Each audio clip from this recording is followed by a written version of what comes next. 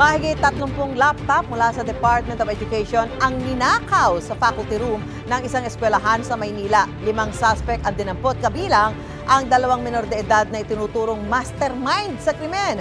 Narito ang unang balita ni Jomer Apresto. Sirang pinto at charge cart cabinet ang bumungad sa mga guro ng isang paaralan sa Santa Ana, Maynila nang magbalik eskwela nitong Martes matapos manalasa ang habagat at mga bagyo noong nakaraang linggo. Nilooban kasi ang senior high school faculty room at natangay ang mga gadget sa loob nito. Sangkot umano ang 2 binatilyo na edad 15 at 17. Ayon sa pulisya, natangay nila ang mahigit 30 laptop na inisyu ng DepEd na nagkakahalaga ng 1.2 million pesos.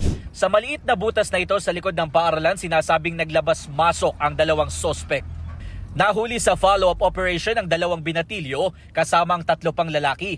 Ang 3 pang mga kasama ang umano'y nagsilbing ahente na nagbenta raw sa mga laptop sa halagang 1,000 hanggang 2,000 pesos bawat isa. 7 laptop na lang ang narecover ng mga pulis. Tinitignan ngayon ng mga otoridad ang anggulo na inside job dahil alam ng mga sospek kung anong kwarto ang papasukin nila.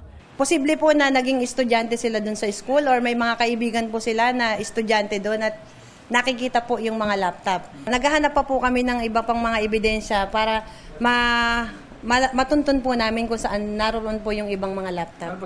Aminado ang 3 sospek sa krimen at itinuro ang 2 menor de edad bilang mga mastermind umano. Ayun lang po yun, yung 2 minor yung pumasok dun. Ibang araw po yung marami pong gumawa, hindi lang po kami.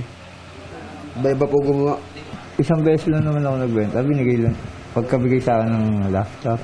Mahaharap sila sa reklamong robbery. Dadalhin naman sa DSWD ang 2 menor de edad.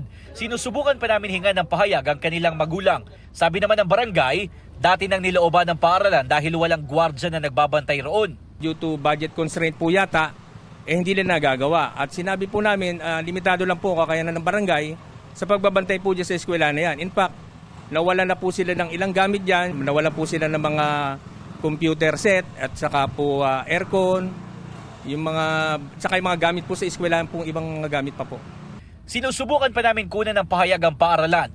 Nagbabala naman ng MPD sa mga napagbentahan ng mga ninakaw na laptop na maaari silang makulong dahil sa paglabag sa anti-fencing law.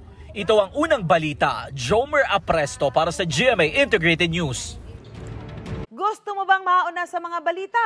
Mag-subscribe na sa GMA Integrated News sa YouTube at tumutok sa unang balita.